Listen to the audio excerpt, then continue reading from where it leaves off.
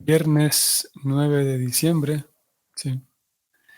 Texto 12 en el Bhagavatam, capítulo segundo, canto segundo. Bienvenidos.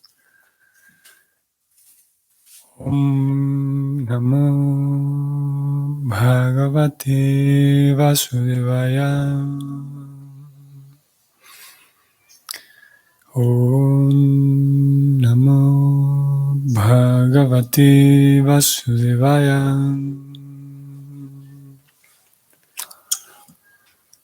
Om Namo Bhagavate Vasudevaya. Adina lila hasiteksanala sat Brubhanga samsuchita muri anugraham Ikseta chintamayam enamisvaram Yavan manodharana yavatistatem.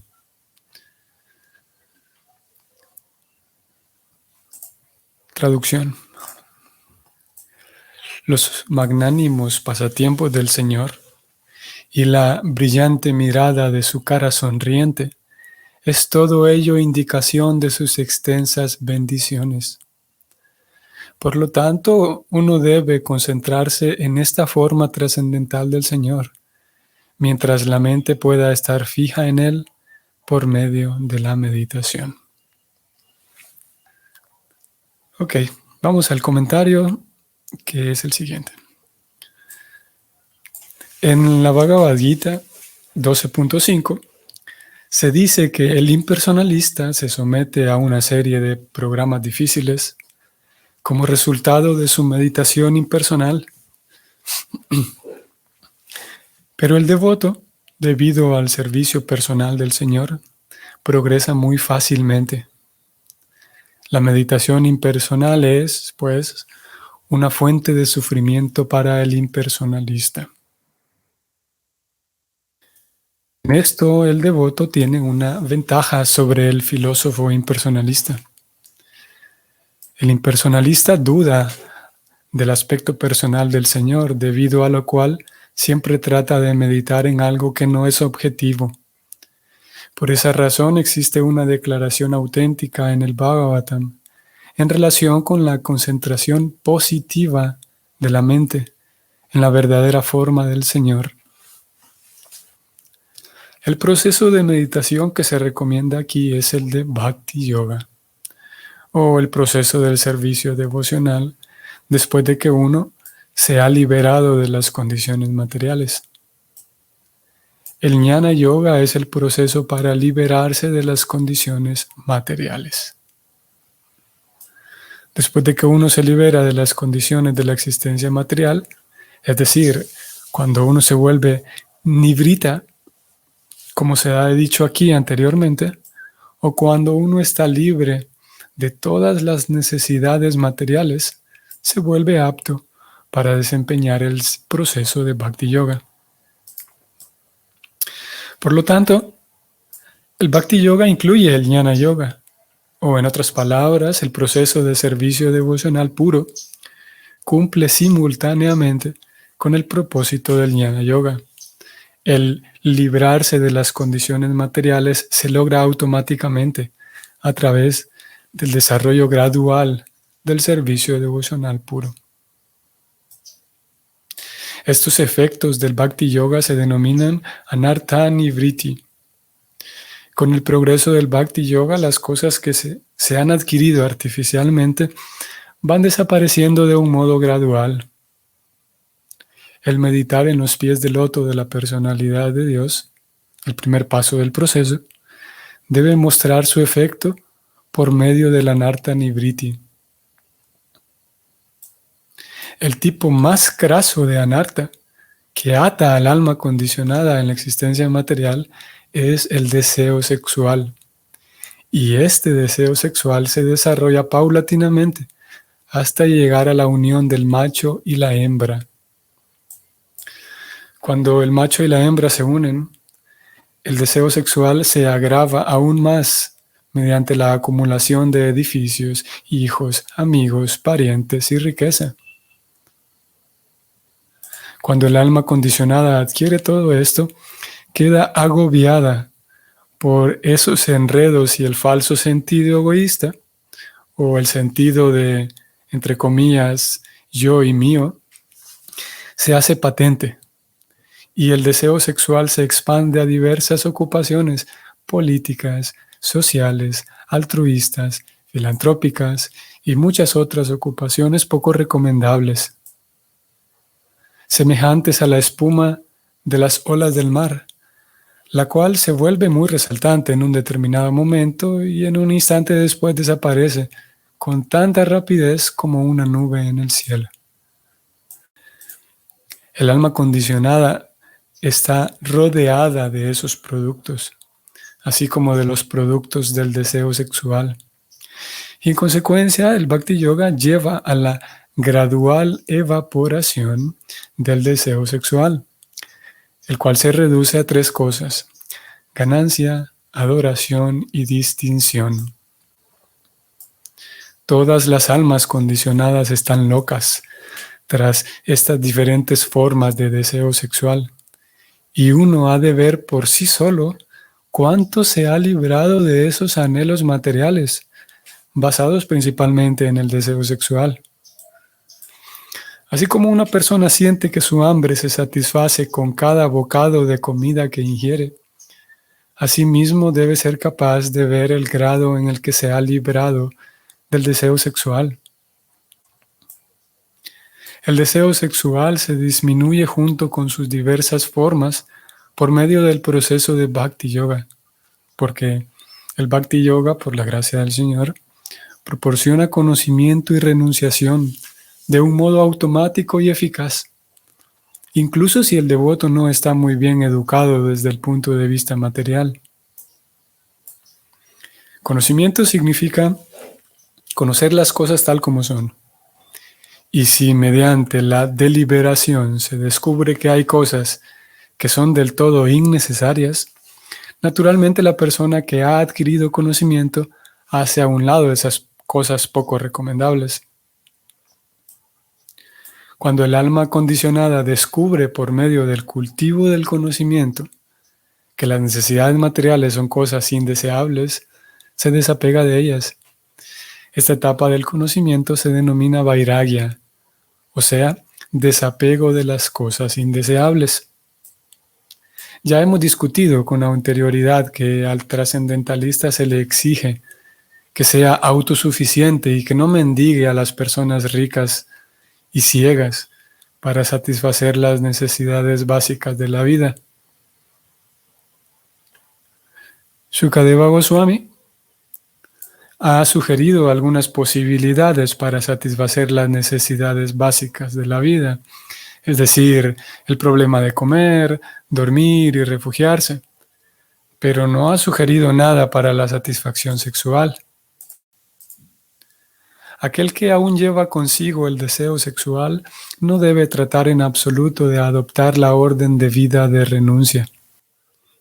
Para aquel que no ha alcanzado esa etapa, no hay ninguna posibilidad de adoptar la orden de vida de renuncia. De modo que mediante el proceso gradual del servicio devocional, bajo la guía de un maestro espiritual idóneo y siguiendo los principios del Bhagavatam, uno debe ser capaz al menos de controlar el deseo sexual burdo antes de adoptar de hecho la vida de renunciante. Así que purificación significa irse librando gradualmente del deseo sexual, y ello se logra por medio del proceso de meditar en la persona del Señor, tal como se describe aquí, comenzando desde los pies. Uno no debe tratar de ascender artificialmente sin ver por sí mismo cuánto se ha librado del deseo sexual. La sonriente cara del Señor es el 10º canto del Srimad Bhagavatam. Y hay muchos arribistas que tratan de comenzar de inmediato con el 10º canto. Y especialmente con los 5 capítulos que describen la rasa lila del Señor. Esto es sin duda indebido. Mediante ese indebido estudio o audición del Srimad Bhagavatam, los oportunistas materialistas han causado estragos al entregarse a la vida sexual en nombre del Bhagavatam. Esta denigración del Bhagavatam ocurre por los actos de los mal llamados devotos. Uno debe estar libre de toda clase de deseos sexuales antes de tratar de dar un espectáculo de recitación del Bhagavatam. Sri Visvanatha Chakravarti Thakura define claramente el significado de purificación como el cese de la complacencia sexual. Él dice: Yata yata discha sudyanti visaya lampatyam tyayati tata tata darayet iti chitta suddhi taratam yanaiva dhyana taratamyam muktam. Al uno irse liberando de la embriaguez de la complacencia sexual mediante la purificación de la inteligencia, debe proseguir hacia la siguiente meditación, o en otras palabras, el progreso en el proceso de meditar en los diferentes miembros del cuerpo trascendental del Señor debe seguir adelante en proporción al progreso de la purificación del corazón. Se concluye, pues, en conclusión, que aquellos que aún están atrapados por la complacencia sexual nunca deben pasar a meditar por encima de los pies del loto del Señor. Luego, su recitación del Bhagavatam se debe limitar a los cantos primero y segundo de esta gran obra literaria. Uno tiene que completar el proceso purificatorio, asimilando el contenido de los primeros 9 cantos. Después será uno admitido en el reino del 10º canto del Srimad Bhagavatam. Fin de este comentario. Si ustedes lo notaron, en muchas ocasiones, por lo menos en 3, se habló de una purificación gradual. Se habló de... para que ustedes lo vean, vamos a ir aquí al buscador. Aquí voy subrayando una por una. En esta primera lectura se dice: el librarse de condiciones materiales se logra automáticamente a través de el desarrollo gradual del servicio devocional puro. Es algo gradual. Voy un poco más abajo. Con el proceso de Bhakti Yoga, las cosas que se han adquirido artificialmente van desapareciendo de un modo gradual. Voy a la siguiente. El alma condicionada está rodeada de estos productos de la complacencia sexual. Y en consecuencia, el Bhakti Yoga lleva a la gradual evaporación del deseo sexual. De modo que mediante el proceso gradual del servicio devocional, bajo la guía del maestro espiritual, uno debe ser capaz de controlar el deseo sexual burdo por lo menos.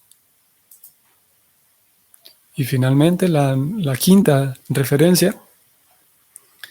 Así que purificación significa irse librando gradualmente del deseo sexual.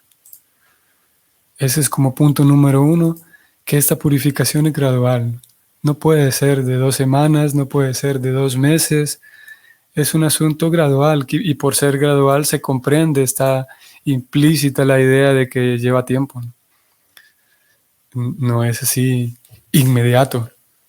Es inmediato, sí, que nos ponemos en contacto con Krishna. Es inmediato, sí, que realizamos actividades trascendentales al momento del kirtan, al momento del japa. Pero no es inmediata, y es inmediata, sí, la limpieza, pero no es una plena purificación inmediata. La purificación comienza desde ese momento, pero es un proceso gradual. Por lo tanto, debe tener paciencia uno con uno mismo, ¿no? Porque habrá momentos en donde voy a darme cuenta de que yo quisiera estar más limpio, yo quisiera estar más puro, yo quisiera estar más firme, pero no puedo. porque el proceso gradual indica de que tiene que ir despacio el asunto y eso puede causar tantas cosas, eso puede causar impaciencia, eso puede causar frustración con uno mismo, eso puede causar desánimo, el hecho de que yo me doy cuenta de que quisiera limpiarme, principalmente estamos hablando aquí incluso del deseo sexual, pero no puedo, me doy cuenta de que estoy más contaminado de lo que me gustaría. Ok, vamos más arriba con el tema del deseo sexual. Y ayer hablábamos de la ganancia, adoración y distinción. Pensemos un poco más en eso.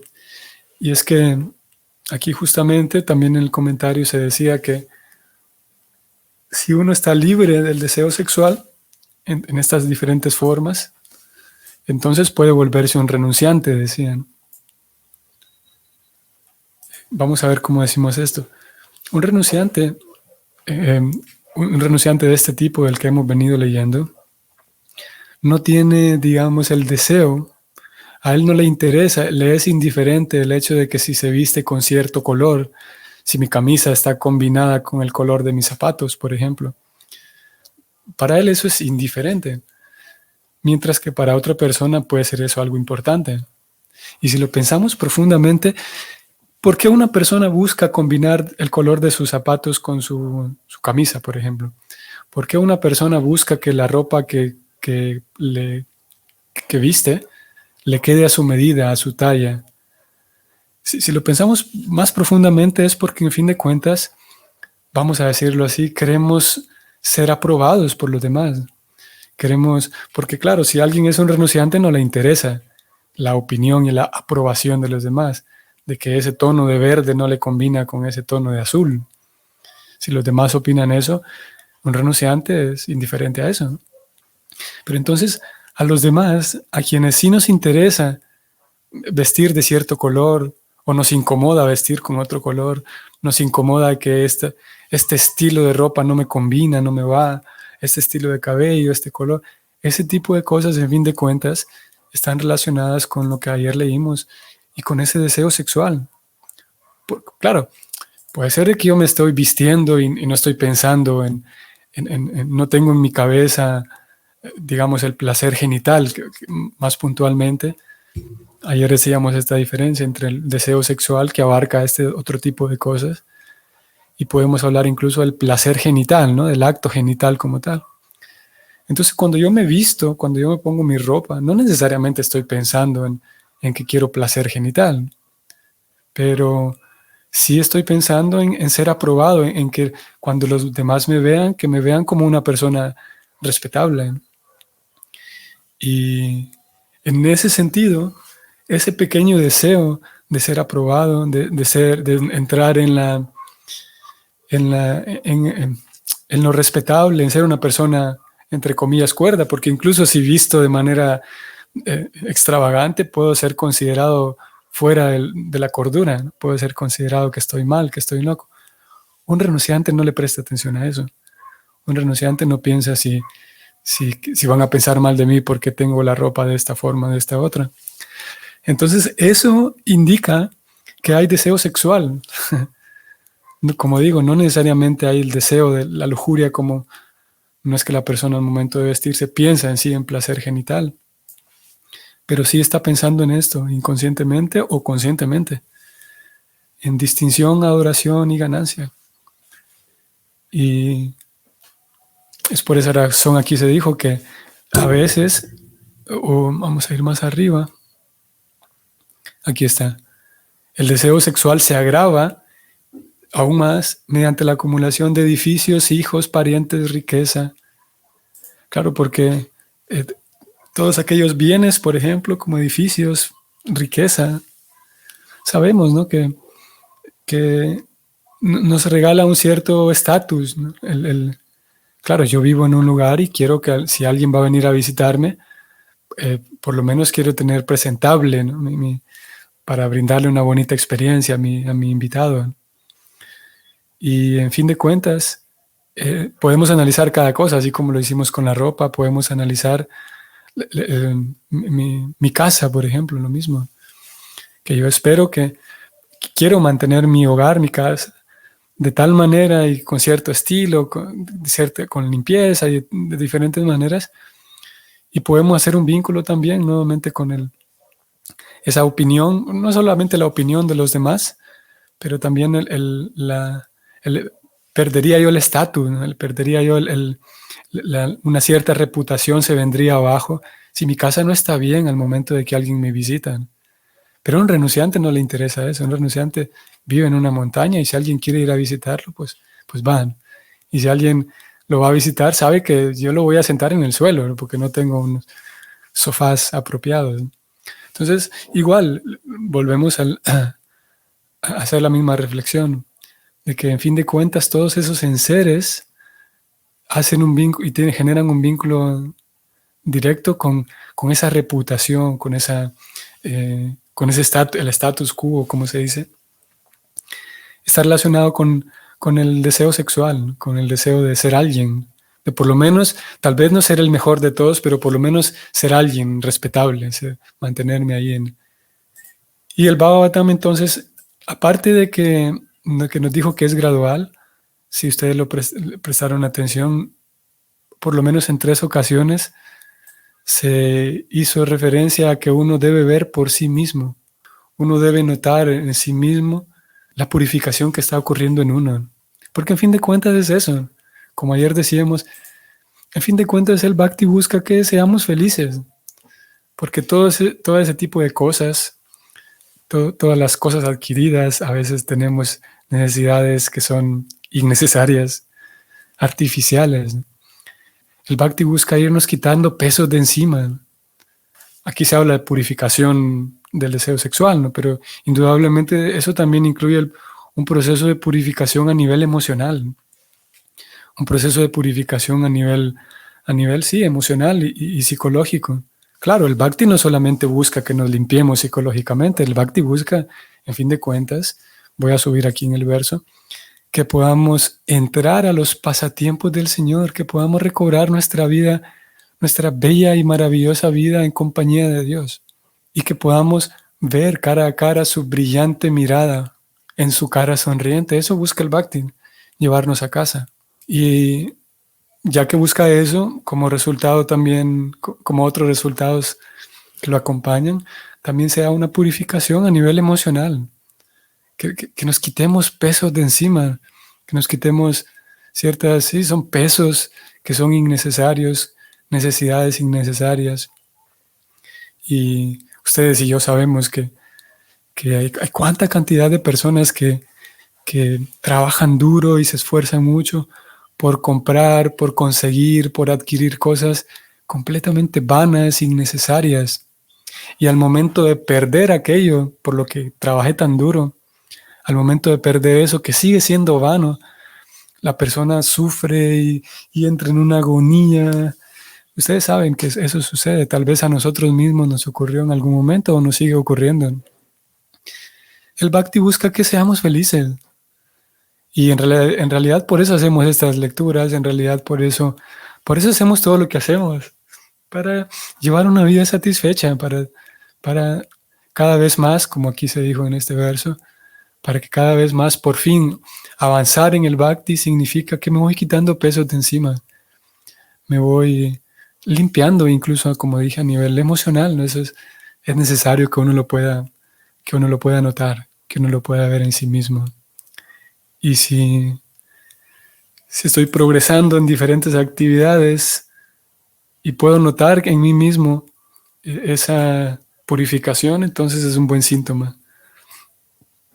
Y para eso hace falta que constantemente estemos apreciándonos a nosotros mismos, viéndonos a nosotros mismos, cómo yo respondo ante ciertas circunstancias, cómo yo respondo ante ciertos estímulos, cómo yo respondo en ciertos momentos con ciertas personas, cómo es mi forma de ser, qué me genera, qué emociones me genera esto, qué emociones me genera estas personas, en fin, es lo que se conoce como un trabajo de introspección, poderse notar a sí mismo qué es lo que está ocurriendo a nivel interno, mis aspiraciones, mis motivaciones, todo eso, para que en fin de cuentas podamos percibir, podamos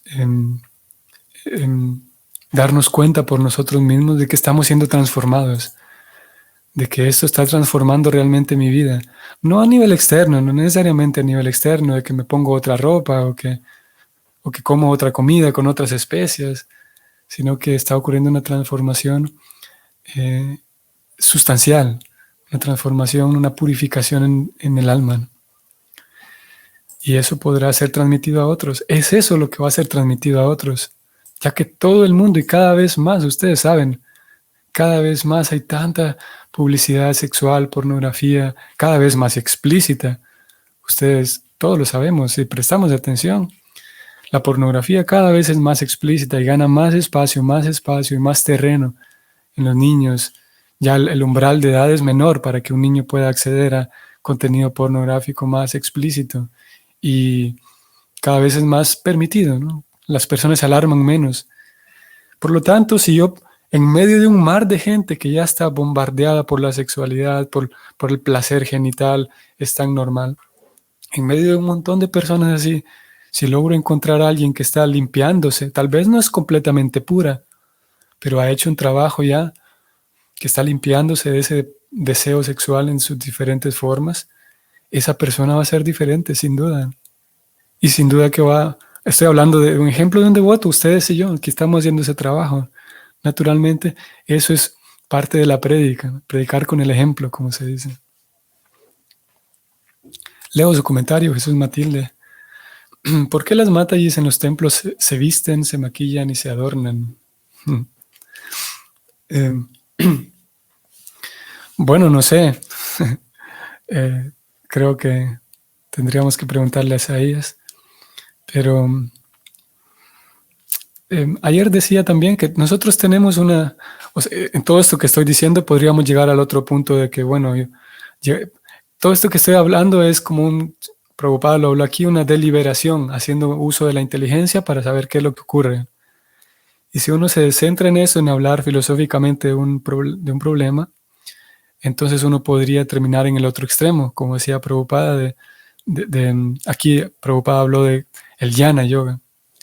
Entonces los yanis dicen, bueno, como todo eso ocurre, mejor me voy a vivir en la montaña, vivo desnudo, no me baño, y es lo que hacen ellos, ¿no? Una vida completamente en renuncia. Y en nuestro caso es diferente. En el caso de, por ejemplo, una devota, para responder puntualmente a su pregunta, honestamente pienso que hay que preguntarle a cada persona por qué se maquilla, por qué se viste y se adorna. Pero una respuesta así más abierta sería que el devoto canta para Krishna. El devoto, la devota cocina para Krishna y el devoto y la devota cuida su propio cuerpo para Krishna porque sabe que su propio cuerpo es de Krishna y al momento, por ejemplo, de danzar frente a la deidad, él o la devota está danzando para Krishna. Entonces, posiblemente bajo esa línea de ideas, posiblemente alguien pueda mantener su cuerpo apto, ¿no? Presentable, sano, presentable, saludable. Bajo esa idea se podría respaldar a alguien de que por esa razón me maquillo y me adorno. Obviamente cada quien tendrá que observar si yo me estoy maquillando únicamente para conseguir más respeto o si es realmente el deseo burdo sexual. Ya eso, no estamos libres de eso sin duda y cada quien deberá observar en sí mismo eso, ¿no? Mismo no solamente las devotas, sino mismo los devotos, mismo brahmacharis, devotos que viven o vivimos como renunciantes. Sin duda, uno pudiera con ropa de renunciante vestirse de tal manera que llame la atención, es algo, es que ese deseo sexual está muy arraigado, está muy ahí, ese deseo de llamar la atención, ese deseo de ser alguien, de sobresalir. Incluso a pesar de llevar una vida de renunciante, uno pudiera llevar una vida de renunciante con la idea de llamar la atención por lo renunciante que soy. Eso es bastante común, ¿no? En nuestro caso, como digamos que llevamos una vida social activa en el trabajo y tal, podemos, en el caso de la ropa, vestir de tal manera que sea prudente, de tal manera que sea recatada, prudente, honesta, ¿no? Así, simple, ¿no?